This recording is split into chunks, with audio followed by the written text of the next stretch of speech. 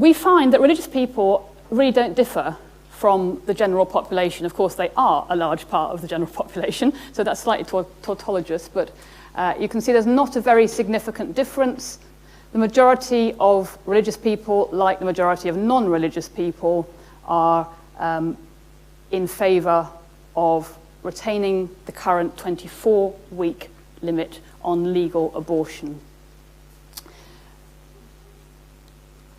So this is my hypothetical explanation.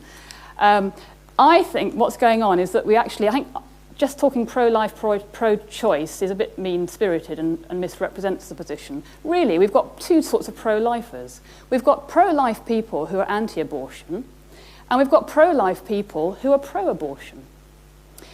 But I think that means something different by life. Perhaps that's why. Perhaps that's why so many of us say life does begin at conception, but we're pro-abortion.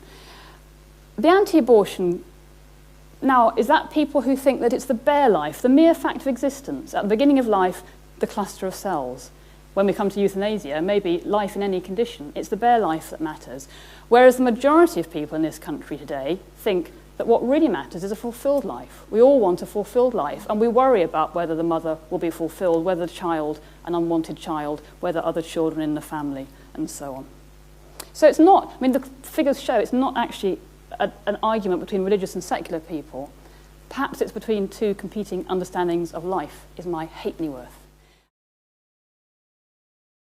For most of us, I think most of us began when with a moment of fertilization, when sperm and egg come together. And one way to think about this is to ask, generally when we start counting, when do we start counting from? What's the most significant transition? There are lots of transitions. But for example, if we think 14 days is a significant period in law about the embryo, 14 days after what? What are we counting from? What is the general consensus of where you start counting? What's your ground zero? And I think very commonly we start counting at fertilization. And it's because before that you have two things, sperm, egg. After that you have one thing. We gradually develop. And in so doing, we develop a nervous system. We develop eventually the power to have sensations, perhaps the power to think, the power to give lectures like this. And that's because the potential which was there from the beginning is there, and if it's not impeded for one reason or another, that's what it produces at the end of the day. We are put together in such a way that that's how we evolve over time since the moment of our conception. From the very beginning, therefore, it seems to me, we are potential human beings. Sorry, we are human beings and potentially human persons. We're human beings because our DNA is human. We are not human persons because I think a person is defined in terms of something that can perform the activities which are characteristic of a person rather than a tomato. I therefore think that we become persons gradually over time. At 6 weeks, we have got so many things happening in embryology and formation, especially of the finalization of gender. This is all from Holy Scripture. And skin, muscle, bone, hearing, etc., etc. The soul is breathed in just after 42 days. They say 6-7 weeks. So for us, if there is very good indication, although not in Holy Scripture, to do any abortion, there is nothing. Time of Prophet at Islam, 23 years, there was no single case allowed. There is no line in Quran or anywhere say you can do abortion. So 6 weeks, a big landmark. So if there is a reason, as some mufti said, to save the life of the mother, etc., before 6 week pregnancy, under 6 weeks. After 6 weeks, it's absolutely forbidden. It's a human, it's godly. I think installment is an uninteresting and unuseful sort of concept. Then I think about embryo loss. I've talked to you about the abnormality rate of birth. We know that sexual reproduction is incredibly inefficient. It has between an 80% and a 60% failure rate. If it had been invented as a reproductive technology, it would never have been licensed. It's incredibly wasteful and destructive of embryos. If you value embryos, don't have unprotected intercourse. Because each of you sitting in this room is here over the dead bodies of between 3 and 5 of your siblings that were probably lost in the very first month of development by your mothers unnoticed. So if we want to have future generations, we have to embrace the concept of embryo loss. And the only thing a good Catholic could do is actually use a condom, because every other method of birth control leads to embryo loss. The contraceptive pill does, the rhythm method does, all of those lead to embryo loss. If you value embryos and don't think we should create them only for them to be destroyed, then the only thing you can do is not have children, and the way you should not have children is either to get sterilized or to use condoms. I think in both with abortion and with stem cell research, we have far, far more permissive laws than most other countries. I think that we disregard embryonic life. We allow experimentation on embryos and the creation of embryos for experimentation in a way which most other countries, most civilized countries, do not do. And I think that we don't have to have the laws that we have, and I would like it if more people were as concerned as I am. I have no realistic expectation that that's imminent, but I think that our view on this matter, as on many matters, ought to be to think, what do we think matters ethically? What do we think? Where do we think justice lies? And then how do we try to persuade people to try to enact laws which support a more just system, which encourage people to do the right thing, and which discourage people from doing things that we think are harmful? Most people take the views of their kind of people. Most people accept from society the kind of views of society. I think religious education is one way in which we actually can plug into a larger world, a world which is actually historically shows different kind of cultures, and also is a way into, for a lot of people, a way into philosophy. Let me ask Majid the same question. You disagree with the law we have in this country now? Of course. I mean, why is it so wrong? Why have we gone wrong? The law, What's the mistake? 24 week about abortion. And stem you cell. See, and I mean, I stem just cell. explained briefly before, the embryo, the fetus are holy creation. They are highly respected. They should not be at all killing of any human being. Why we do it to this weak vulnerable? And they should have right like everybody else. I understand you got a problem, you got rising teenage pregnancy, etc. But 2/3, 600 a day killed every day. This is disgrace in a civilized society called here Britain. And 400 of 600 because of sex, outside, before marriage, etc. Bring your Christian value and chastity back to your society. On the whole, I think the current laws are as sensible as you're going to get. And the reason why I can say that is because, unlike perhaps yourself, with all due respect, I don't honestly think that religion ought to have a separate voice in these issues. And the reason I think that is because I think if you're going to be intellectually honest, your religious beliefs have to interact with the best knowledge, the best secular knowledge that you can produce. A reality. Yeah, and so, for example, if the religious belief that Galileo challenged had to be abandoned, and quite rightly, because religion has to change as we understand our world better. I therefore don't think that we ought to have a separate voice, qua religious, me qua Catholic, which isn't available to anybody else. There's no such thing as universal reasons that everybody accepts in advance. And I think that the notion that people should be ruled out from saying certain things, should be ruled out from saying, I don't think you should do this to this person because I think that Jesus said you should look after the Good Samaritan. And they want to say that in public. Nothing should be accepted in advance. Things should only be accepted after you've heard the combination of evidence and argument that support them. Well, but you said that you shouldn't have religious arguments, shouldn't be allowed. The reason I was that's what I'm objecting to. I was the one who said that, and I said it for a very specific reason. An argument which is simply and solely religious has, as such, no particular standing. It may have very good standing if it illuminates for people dimensions that they might otherwise not have thought of.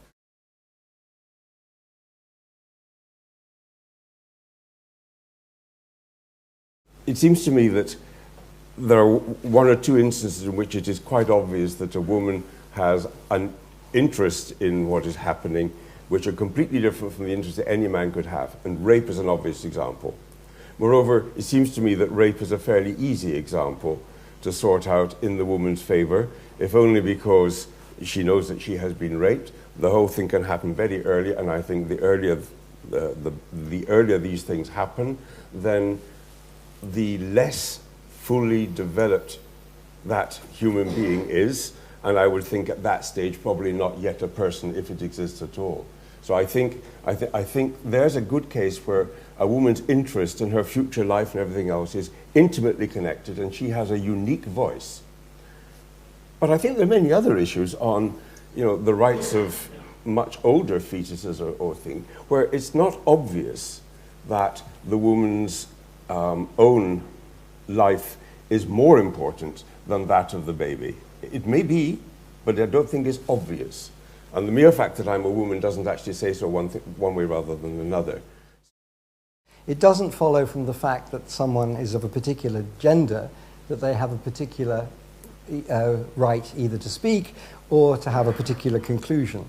The argument about the legitimacy of abortion follows from either an argument about the relative moral status of the mother and the baby, or possibly from a self-defense type argument if the baby is threatening the life of the mother. It doesn't follow simply from the fact that the person making the decision is pregnant or is a woman. Although I would also agree with Gerard that that might give the woman a unique insight into the situation and might engage our compassion in all sorts of cases as well. So for me, women's rights are not a premise in a moral argument like everything else. For me, they are a conclusion of a moral argument, and you have to have that moral argument about the relative merits of permitting or not permitting abortion in this, or indeed in all cases. Do you think that it would make a difference if you were making a decision that would contribute to the future suffering of a child, as opposed to just ending a pregnancy early? Well, I had a great deal of sympathy with what he said, that there are certain handicaps with which a person can be born, which they would not, obviously they would prefer not to have been handicapped. But if you ask them, well, do you wish you'd never been born? Many of them might say, no, of course I don't wish that. So I don't think there's going to be one answer to that question. It would depend on the seriousness of the handicap, on whether, for example, that person is going to have any intellectual activity at all, in which case, they don't have a mind about whether they would like to have been born or not to have been born. And so I don't think there's a simple answer to that question. The future is for adult stem cell. And you take in cell from your own body, the issue of rejection, etc., finish, is not there. So please take in consideration, I tend to believe lately there is a lot of cover-up about success in adult stem cell and the people pushing all the time for embryonic stem cell. And I said before, if you got ethical mean to consider, but to kill the embryo? Why would they? Why would they be pushing for that? Why would there be a conspiracy? I don't understand. A lot of things pushed in our society. I don't understand it. From gay marriage to homosexuality to so many things. I said you have to be Christian back again. No, thing going very. And this militant, aggressive, secularism is taking over all our society. I do tend to think that the people who are doing the adult stem cell research are really quite interested in the intellectual property end of it, and therefore aren't making it as public as they might until they've got it a bit more developed than they have. I think there are various reasons why once you've started a project, you have personal and professional investments, and so that there's a reason why things continue, even after another option has become viable. So you would expect a kind of momentum, a research momentum to build up. I'd like to take the point about the law and the Bristol case. There's the case in Europe which said that essentially you can't patent products which have involved embryo destruction. Oh, that's right. Interestingly, that judgment appealed to the British law as well as to the German law. And they said that even though Britain and Germany have widely differing views about what you should do with embryos, they have actually quite similar views on what an embryo is and when it starts. And that's, I think, a way forward to try to distinguish some of the differences we have about value, and I think there are differences about value, from questions which we can have some agreement about the science and also about when life begins, I think. If by life we mean the life of a human being and not the life of a human person.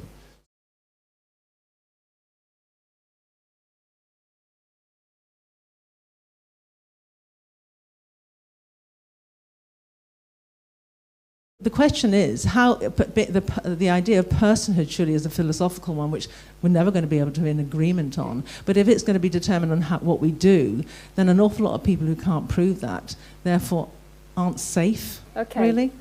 John, do you want to kick off on that? Well, on that one, there is a big difference. There are many distinctions that we need to make. There is a difference between defending something and advocating it. There is a difference between defending it and saying that the arguments for or against it are inadequate. So on the question of infanticide or after-birth abortion, we currently in this country have a law which makes abortion legal right up to term, right up to birth, right up to the end of the third trimester for serious fetal handicap. Now, there is an inconsistency here which goes both ways. You have to ask, what do you think has happened? If that's right, that law's right, and it's on the statute we're going to actually support it for other reasons, you have to ask what has happened down in the passage down the birth canal such that the entity is unprotected at one end and protected at the other. You have to think that there's some change that has taken place in that very short geographical space, and depending on the speed of the delivery, temporal space as well, such that there is a moral difference, a difference in value at one end or the other. Now, I think that account is absent. I don't think anybody has given a satisfactory account of how that could be. Now, of course, that might mean that the protections that are available once the child is born follow it back up the birth canal in utero and maybe even further back. All I'm pointing out there is an inconsistency. What I'm interested in is the question of whether or not our account of what it is that makes lives morally important, valuable, worth saving, wrong to take, and so on, where that starts to apply to the emerging human individual. Now, I don't think that there is a clear answer to that question, but and I don't think that there is a difference between abortion and infanticide. And I don't think in certain circumstances infanticide is wrong, but in that, I don't think in certain circumstances that killing healthy adults is wrong either.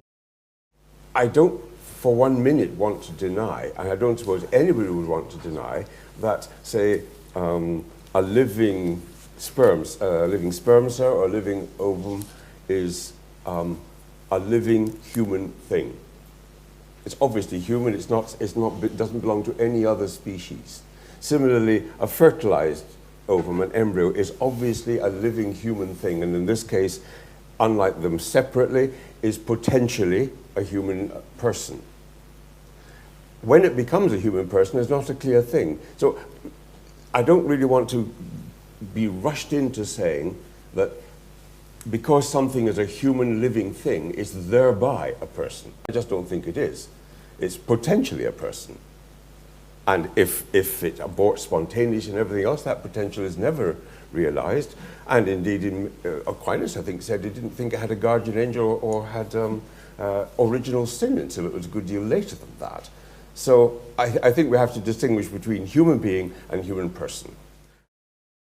I just think we should be very, very, very suspicious of the idea that there's a distinction between persons and human beings, such as you can have human non-persons. I think that the notion of non-persons is a kind of like non-words, is a way of, it seems to be about status, it's about trying to get, I think, eradicate a certain kind of status. But potential persons rather than non-persons? But I still think that experts. I think that if we talk about human beings, we know what we're talking about. If we talk about persons, then we're talking about a movable feast. There is basic human nature, basic human feeling in every one of us, and it's put in our heart and soul by God Almighty. To justify baby nearly to be born disabled, kill him, kill her, and now we're moving after is born. You celebrate. John said you can kill this child. We're going, I think, too far. Please avoid a lot of philosophy. You and me, I've got lots of problems, health and other sort. I don't think they diminish the value of my life one jot, nor do I think my life's value is diminished by the fact that I am a lot older than you and therefore have less unelapsed time left to me. I think you and I should be valued equally. I hope you agree.